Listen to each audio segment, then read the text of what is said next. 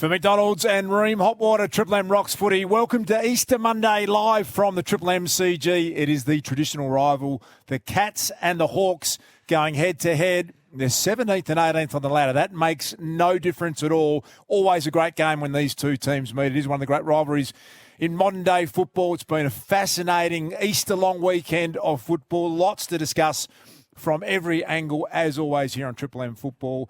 And I look around our team, and it's surrounded by superstars of the game, past and present. Old mate Nate Brown's in the front row here. Welcome to you, Nate. Big weekend for you and the Shakers. You've had lots of Bible bashing to get done this weekend. Nate, how's it going?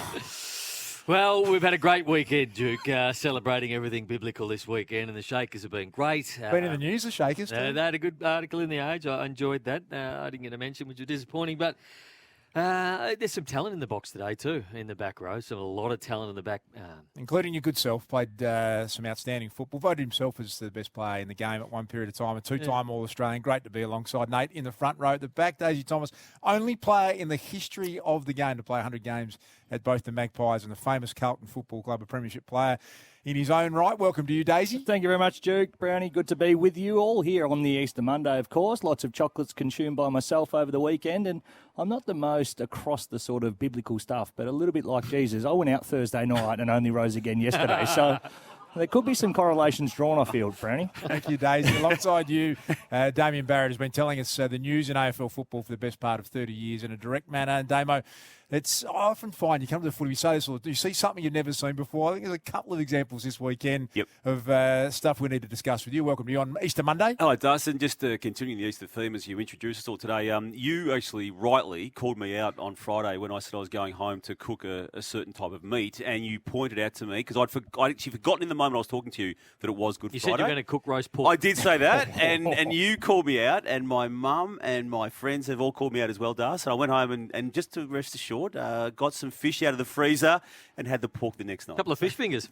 Not fish fingers, fish fillets. Very keen to put the record straight on his leg of pork that he was going to put on the barbecue. And this man is a superstar on every level, triple premiership hero from the Cats. Stevie Johnson knows more about this rivalry than anyone in recent times. Stevie, great to see you on Easter Monday. Yeah, good to be here, Das. Looking forward to this game. A little bit flat this morning after I woke up expecting Brooks Koepka to finish off the Masters. I had a nice little nibble at him at $41 and he just went to pieces. We wanted to discuss that, and Steve, you need to discuss a few things with you. Your coaching debut took place this weekend. I need to discuss that at length, but I'm told there's a man who won a Norm Smith medal on the MCG struggles to find his way around the car park. Stevie, again, you had some issues today, mate. You're not 100% sure. Not familiar with this the media parking.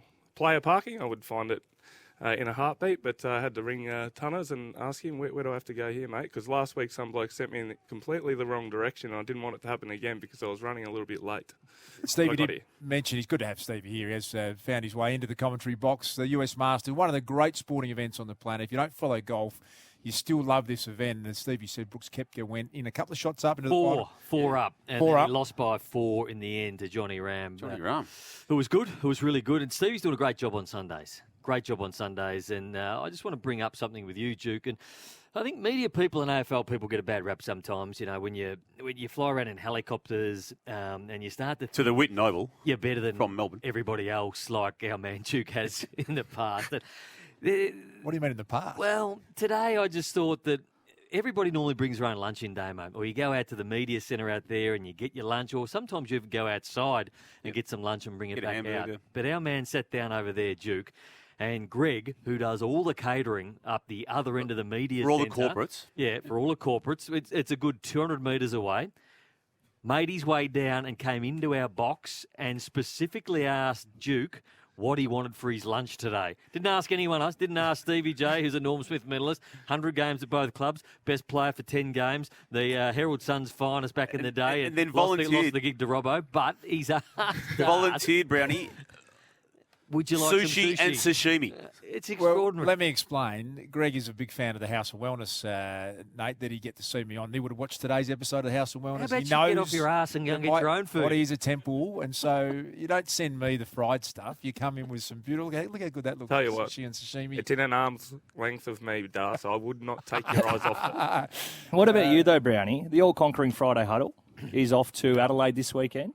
How good? Very exciting for Gather Round. Well, Duke's doing a cashy, so we won't have him. Well, you won't be there, but I was just listening on the way in and sat down here and I heard you on the phone trying to order and book a table. I did. For I was Friday night. Booking a restaurant for Friday night. For Obviously, the they Friday weren't huddle. open at 1 o'clock on a good Easter Monday or whatever it is. So you've left the message as hello, yeah, just wondering if I can inquire about a reservation for about 8:15 on Friday night. 6 people. Sorry, it's Nathan Brown from the Triple M Footy team. We're going to be open. He did say that. Daisy, Oh, I would wow. not have said that. I swear that He did. Yeah, that's how it was signed off. I can vouch for this story. I heard it too. From Triple M's Friday huddle. For Triple M's Friday huddle, the boys will be in town. You got no proof of that. And then said Nathan Brown, I used to play footy. Oh, So it's- now you're lying. So it's Damien. Gauchos. Gauchos. So we might actually have to reach out to them and see if we can get a recording of their. Did he drop Jason Dunstall's name as well? The chief will be alongside of him. Didn't say Jason Dunstall, but did reference the chief. Why don't you just tell every lunatic in Adelaide we were having dinner? Gauchi Steakhouse, 333 Rundell Mall.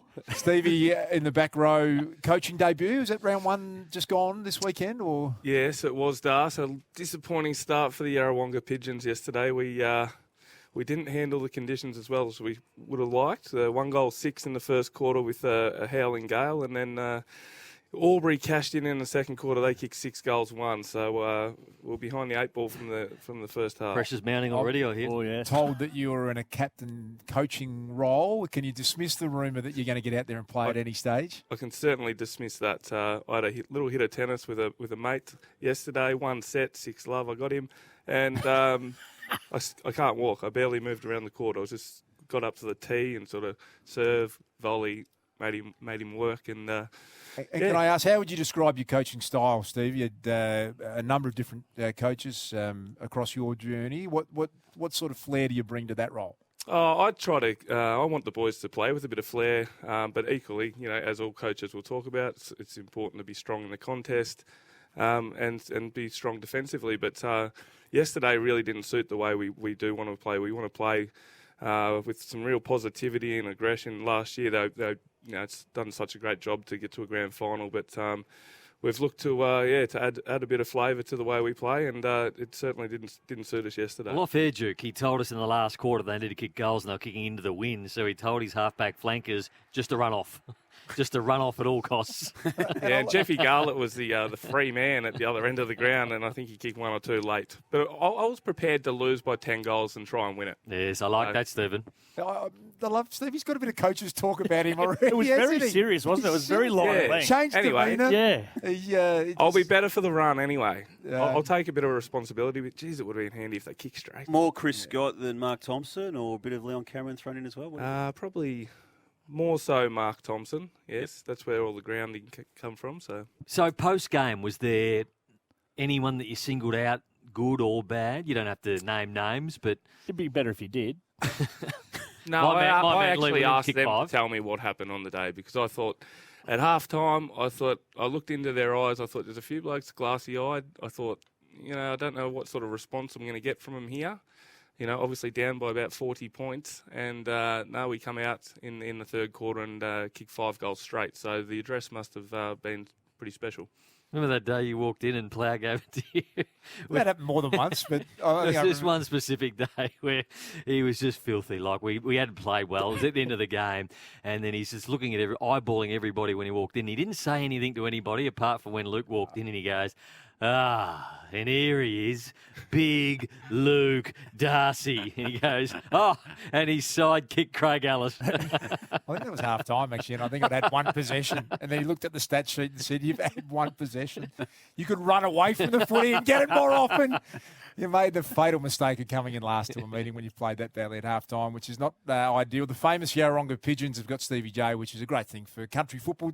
Stevie, what's it like down that part of the world? Are you enjoying being back into country foot? That's where you grew up. Yeah, it was a little bit strange to begin with, Das, because you go to the coffee shop in Sydney and you sort of duck in, duck out. No one even knows who you are. But then you get back to your home country town, you go into the coffee shop, you actually know 5 people by name. You have to have this conversation. So I'm slowly getting around. I've seen everyone once, so I've had that first conversation. But it's great. I mean, you're down there on the river. I love my water skiing. There's plenty of good golf courses down there, Yarrawonga and what's the other one down there? Rich River Country Club. Black Ball. black ball. So very happy. I've just been told we have exclusive audio of Stevie yesterday at 3/4 time. We're going to play. Get him off. Yeah, Get Minson off. he's coming. Get him back off. Get him off. Get him off. Get him Minson off. off. Rocket, we can't hear. We can't hear. Minson, get Minson off. Take Minson off now. You big Mate, you're going to get a lot of trouble. That is a clever impersonator. That is nothing to do with what you've done. Very mischievous from you, Nate Brown. Have you got a spray in you, Stevie? Yeah, I've got one in me. I gave the boys one at training actually after a recent practice match. But I did nearly do what Alistair Clarkson done at the MCG one day yesterday. I hit the side of the box. Oh no! But it was. I think I've nearly broken my hand. It wasn't a plasterboard. Do you want to stay in the coaching cabinet? You've had a couple of stints as assistants at AFL clubs in Sydney. Is it something you still back of mind have? Or? Oh, maybe back of mind, but certainly not front of mind. I'm actually enjoying being able to spend more time with the family. The assistant coaches, it's been so challenging for the assistant coaches. Soft caps and cuts and more work. Less people, more work. So I've got a better balance in my life now, and to be honest, earning similar money, if not more. So what's it like living in the country? Because a lot of people always think, I'd love to make the sea change or the country change, and you have done that. So you're living up there. What's it like? Oh, it's great. I mean, as I said, moved from Sydney, where lived in a nice place in close to the city there in Drummoyne. 400 square metres. We had a pool, but you move to the country, we're on an acre. The kids can run around. They can kick the footy in the backyard. It takes you 5 minutes to go in and get a coffee. No traffic lights. You can go for a swim at the local river. As I said, the golf courses, you're not spending 4 or 5 hours to play around. You jump in a cart and you get around in 2.5 hours. So it's certainly got its benefits, and we're only 2 hours from Melbourne. Life's so good. I drove up here this morning. I actually got my old man to drive because after the first game we had one of the reverse raffle functions last night. So had a couple, but kept everything in check. So So much so that you got the old boy to drive. I wouldn't believe it. Stevie's dad won the reverse. Just by pure coincidence. Spider Hey. Too soon. Hey, Stevie, let's turn our attention to out here at the MCG, and it is one of the great modern rivalries in football. We do say that a bit, but you played in great games against the Hawks, and didn't ever seem to matter where you were on the ladder, even though a lot of those were at the top of the table. Tell us about what it means for a Geelong player coming here today playing against Hawthorn. Well, I guess the two sides have changed a little bit, but I mean, back when I was playing, it was just an unbelievable game to be a part of. You put it in the calendar. As soon as it comes out, you go, we've got Hawthorn. I cannot wait for that game because every time there was going to be 80,000 plus here. Two very talented teams. We didn't like one another one bit, and maybe that was just a bit of false.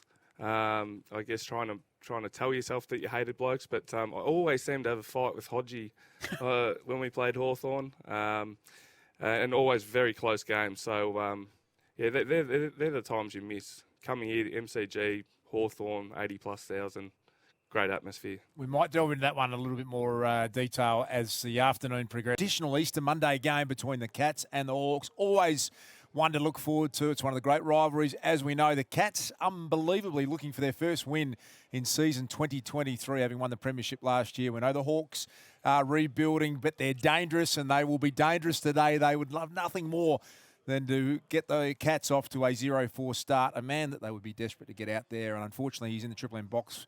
Good for us, not so good for the Hawks, is Mitchell Lewis, who still only 24 years of age, but one of the gun key forwards in the competition. Mitch, thanks for joining us on Triple M. Yeah, cheers, boys. I do like you blokes, but obviously I'd love to be out there. But, chatting to you guys is the second best thing. 37 goals in 15 games last year. Your trajectory was looking fantastic. Sprained ACL, is that the story? Can you tell us where you're at? When will Hawks fans see you back on the field? Yeah, partially torn ACL. So that was, nearly 12 weeks ago now. Had a little setback in my other knee, just a little cartilage issue, but that's going well now as well. So the last week has been really good. Starting to go into the group with some modified training, and I'll do another probably 2 or 3 weeks of full training before I'm back. Just those listening, the ACL is the injury that, you tear, it's 12 months out of the game, and a partially torn one you can deal with and it repairs itself, Mitch. Is that the way you've gone about it? Yeah, I think so. That's what the docs have said. The way they've explained it to me is there's two parts of the ACL, and I sort of tore the part that is less important structurally. So, I've had a couple of follow-up scans and everything's looking good. So I think it'll be back to 100%. And the overcompensation on the good knee, in inverted commas, is that what's happened there as you're rehabbing toward a comeback? Is that the medical diagnosis there? Yeah, I believe so. Burgie's all over that stuff, our head of high performance and the ex-athlete. So he says that these sort of things sort of happen all the time. And at the start of my rehab, I would have loved for everything to be linear and everything just go smoothly, but that's not always the case. And we've had to deal with a little hurdle, but it's probably only put me back 1 or 2 weeks, which isn't too bad. Your captain's a fiery customer, and he prickled at the tanking talk during the week, and he had a crack at Kane Corns on our program yesterday. But I completely agree with him because the players go out there and they try and play 100% every week, no matter what the football club's doing at the time. Yeah, 100%. I saw the exchange between Sis and Kane, and I actually didn't mind it. I don't mind Kane's work. He sort of ruffles a few feathers and gets heads turning, so I don't mind it. And Sis, he doesn't back down to anyone, which makes him such a great leader and such a good captain. But thoughts and comments around tanking is just ridiculous. You got a good win last week against North Melbourne. How was Sam Mitchell in the post-match after that? Obviously, up here we're all talking about Mitchell v Alistair Clarkson. Was there any word said down there? There actually wasn't, no. Sorry to say that, but it was a good win in the end. We're under no illusions, though. North Melbourne are sort of on a similar journey to us, and they had probably 2 of their best midfielders out. So it's a good win, but very much looking forward to testing ourselves against the reigning premiers here today. And what can we expect to see today? You've had that kamikaze style of footy we've seen in weeks gone by, but then again last week you were more about control with the ball to beat the Kangaroos. What can we expect to see?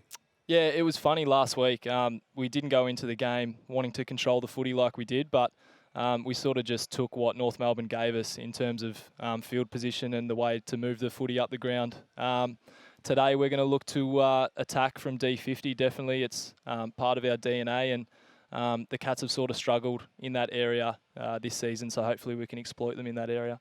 One of the guys helping cover your absence in the forward line is Fergus Green. A good second chance story. Bulldogs player, drafted 2016, played in 2018, cut 2020, now kicking goals in a win in a senior team from Hawthorn last week. Yeah, you absolutely love to see it. And the kind of person that he is, he's a real larrikin. The boys absolutely love him around the footy club, and to see him doing well, get his opportunity again at AFL level, and the fact he's taking it and getting opportunities, shots at goal, which is a part of his role, it's really good to see. So I can't wait to get out there and work with him. Stevie J came in today flat as a biscuit because Brooks Koepka gassed it in the Masters. You're a big golf nut. Were you PGA or Liv? Who were you rooting for in that overnight? I don't really care either way, but I sort of liked seeing the PGA players and members not happy to see live golfers up there. So I think there was 2 or 3 live players finish inside the top 5.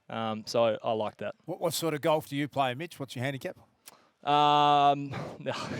It's good. It's very good. Daisy's giving a big nod. Is it 2? I was out of form heading into my injury. I actually had my first round back last week. 36 points off 4, I think it was. So gone out a little bit. So that's 4 over par. That's the best you can do. Pretty handy. Yeah, playing some the last time we spoke to you was on a Sunday a couple of weeks ago, and you told us that your girlfriend is over in Copenhagen for the whole year. Was that right now? 6 months, yep. 6 months. How's that all going? Yeah, good memory, Brownie. Things are going well. She's travelled all around sort of Scandinavia and the Norway, Iceland sort of region. So she's had a good time there, but returning to study this week. That sort of thing really just sticks in Brownie's mind. He gets a silly look on your face, mate. Why do you find that? He was questioning about the amount of FaceTiming that was going on. Has that increased or decreased just for every Brownie's day. pleasure? Every day. FaceTime every day? Yeah, still every day. Brownie sort of that's a good pricked up a boyfriend. little bit, yeah. When I said that I FaceTime before bed, Brownie sort of stood up in his seat. Just He's juvenile, Nate. Very juvenile. But that's Taking an interest. I like it a in the lot. people that come in. For those listening, that's Mitchell Lewis, who's with us here on Triple M Footy. You got some great respect from your coach during the week, saying the way you've gone about your injury recovery and your leadership, and what to explain to people what you're doing, what a day looks like for you having a long-term injury. What have you been able to do to get back? Ironically, it's actually longer than days that you would be just training as a normal footballer. Like in the rehab program, it gets pretty lonely. There's only 2 of us in there at the moment, so sessions on your own with your rehab coordinator. So Jack Price has been massive for me. He's our rehab guy, and just the company that he's had and expertise has been awesome. But the amount of hours that you do in rehab really makes you want to get out of rehab as fast as you can. So that's what I'm trying to do at this stage. This match today is a massive one for your footy club. History says you two teams hate each other. The rivalry's certainly there. Is that touched on throughout the week? I wasn't in yesterday's captain's run meeting, but I'm sure that Mitch would have said something around those lines. Easter Monday, it always seems, no matter how the two sides are going, it ends up a close contest. So these are the games that you want to play in, and I'm very jealous for the guys that get to run out there today. Hey, Mitch, appreciate your time this afternoon. Thanks for joining us. Thanks, Dars. Cheers, boys. Mitchell Lewis, superstar young forward for the Hawks. Can't wait to see him back out there. And good news, sounds like he's back on track, Brownie, and we'll get him out there very soon, which is great news for the Hawks, great news for everyone who loves AFL football. Thanks to McDonald's and Ream Hot Water, Triple M Rocks Footy Easter Monday at the MCG. Big crowd expected. Been a pretty cold and wet weekend across Easter here in Melbourne. It's overcast, not a lot of rain at the moment, but always a good battle when the Cats take on the Hawks. Nate Brown, Damien Barrett, we've got Daisy Thomas, we've got Stevie J, all assembled here, and this is the Triple M Footy prime time for Jim Beam. It's set to be an epic match, and that's worth raising a Jim Beam. Drink responsibly. So Sean Griggs is going to join us shortly from the Cats coaching staff, but Damien Barrett has been a lot floating around. Nate, before we get to Damo? Some good news out of Adelaide, Duke. Hey, Nathan. Joe Gauchi's restaurant here. Just heard you guys on the radio, had a laugh. Flew to the restaurant to check the messages. Yes, love to have you guys in. Can do 8:30. As you can imagine, a massive night due to AFL round. Got the cold Collingwood side in at 6. Don't tell the world where Parlayers are going to be, Brownie. No, we're going to be okay, Damo. So, We are. Joe from Gaucho's. And You're not there because you're doing a cash. You're doing a cash later that I'm night. putting back into the community. Which is an envelope. Running a lot of community programs across This Adelaide. is the best steak restaurant I have been to in Australia. And Joe, can I just say, good news is that you've got some cashed up people coming to your restaurant. Cheap. That will pay top dollar, Nate. No doubt about that. And safe to say this, the idea of raising it on air with the desired response to try and get a response from the restaurant work? No, we'll pay full fare. And I'll tip well. I'm not sure about Howard, but I'll make sure I definitely tip Well, last time we went for dinner with Howard, he stormed out of the restaurant. Well, the last time before that, the Duke maybe shortchanged everybody. When he put in $20. I'll be accused of a lot of things, but No, but Brownie, that's unfair. That is completely. Actually, that is unfair because you covered a complete meal for all of us one No. day. And as we all should, but I will not. I'll cop a lot of things. But I won't cop being a tight ass. Howard. No, I'm not saying you're a tight ass. I think you just got your calculations wrong that night at dinners when you left the 150, and I think it came to about 200 each. It was a bit because you left early. Fair enough. And you made a I'll wear that one. David, what else is happening in the world of AFL? Well, You aren't an idiot. speaking of Adelaide and Friday night activities, there's a big game the night before Thursday where Adelaide is hosting Carlton to kick off gather round. Sam Walsh, as we speak, strongly touted to make his long-awaited return for the Blues. They're yet to absolutely sign off on that being the case, but they held him back from the Good Friday game with the view that one more week off would have him right. Now they've got to get through that this week, but it's pretty exciting. It's really Superstar, exciting. isn't he? What an outstanding young player that man is, and we know what a professional.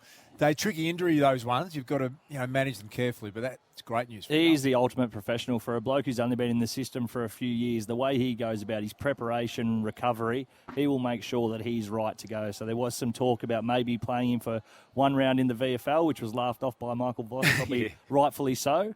He will be cherry ripe. I can't wait to see him back. Good news for Blues fans. And just on that, so I spoke to quite a few people at Carlton over the off-season, and they always said we're not going to be tempted to play him prior to round 4. That was what they set themselves from the outset of it, and that was relatively ambitious, but it was in keeping with what the nature of the injury was, and they knew they'd have temptations along the way to push it, but with a back, they just said, no, you can't go over that red line when it comes to rehab on a back, and they've stuck firm to that. They've got through to this point without being beaten to this point of the season, so everything's worked out really well for them to have him back in round 5.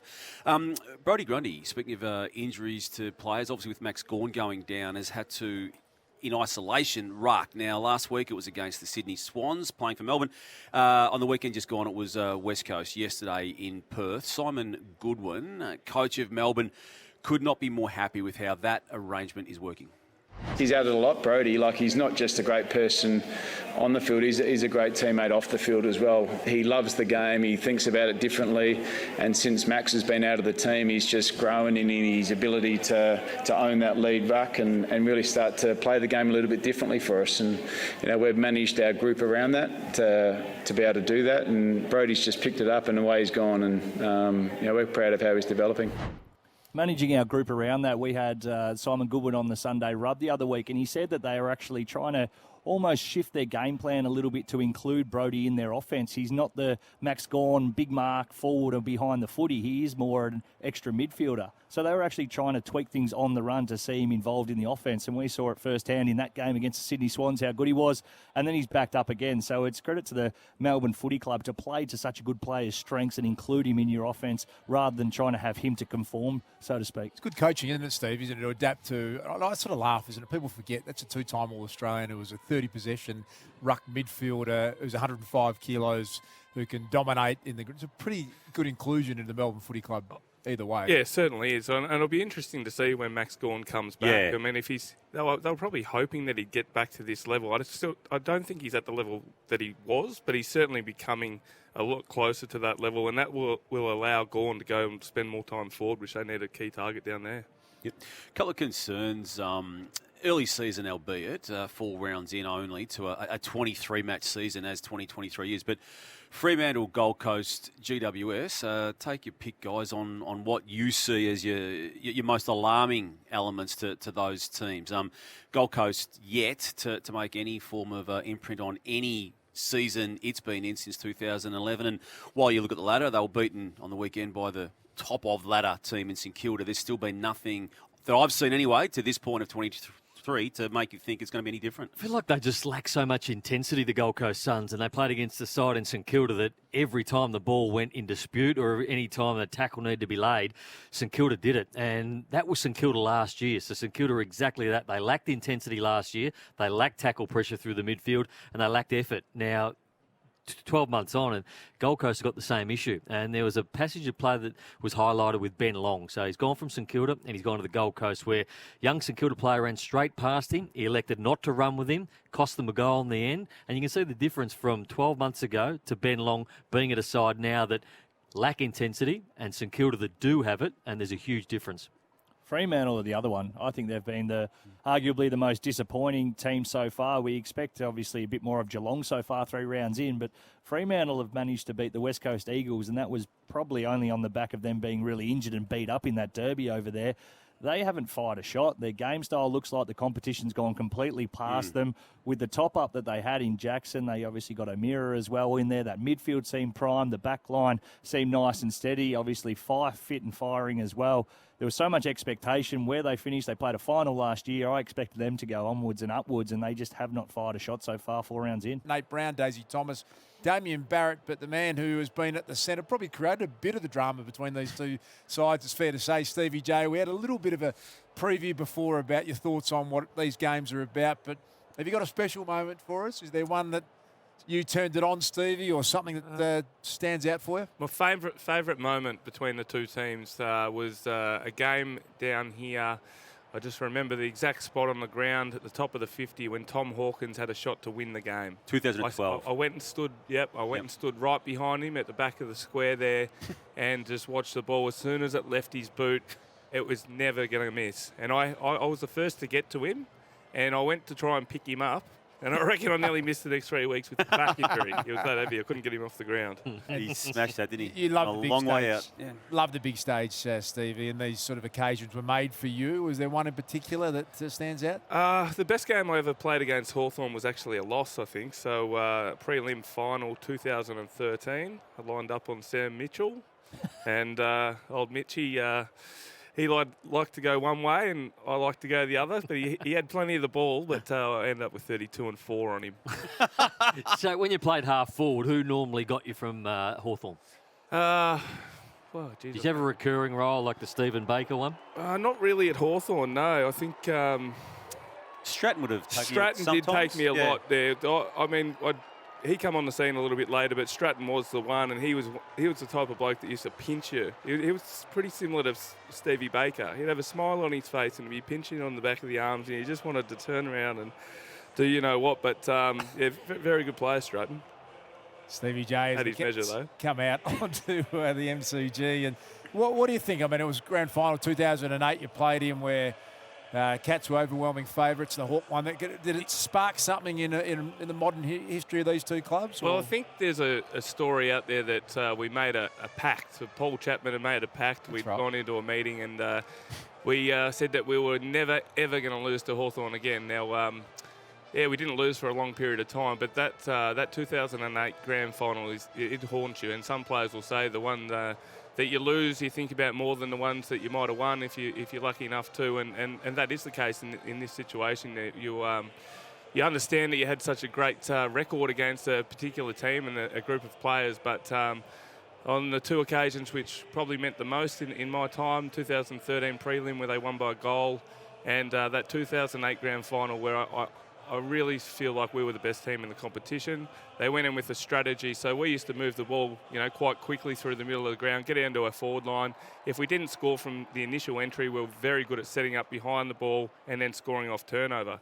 So every time they got the ball deep in their defence, they just rushed the ball through the points, which you were allowed to do back then. That was a rule change came on the back of that, didn't it? Hodgie was standing there, handling over the back of his head. And Yep, and so, yeah, we used to put a lot of frontal pressure on, get the scores off turnover and go back at them, whereas they were rushing it through. And I think there was about 14 rush behinds or something that day. Really smart coaching move. Didn't allow us to get those turnovers, and they set up and then, kicked the ball out from full back and forced it over the boundary. And anyway, so it hurts a lot, but it was such a great time to be playing footy against such a good team in Hawthorn. I can picture you and Hodgie exchanging words across the journey. Was there a particular time that the two of you came together, Stevie? I think it was just about every time we played Hawthorn, Hodgie and I would find a way to have a wrestle.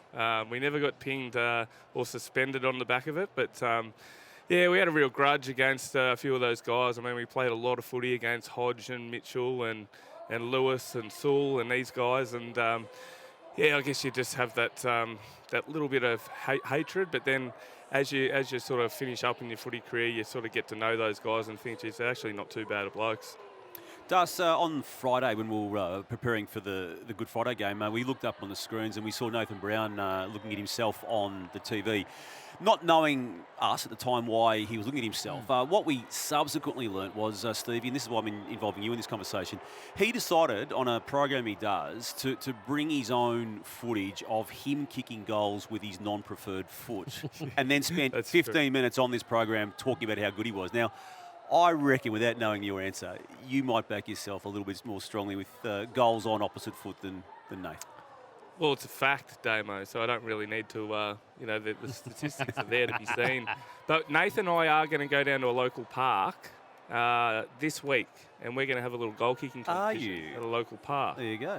So we might have to get that out there on some socials. We will. We might sell some tickets to that. Is this for one of your wagering company? Yes. Okay. I was going to say I'll come along, but competitors. That won't be happening.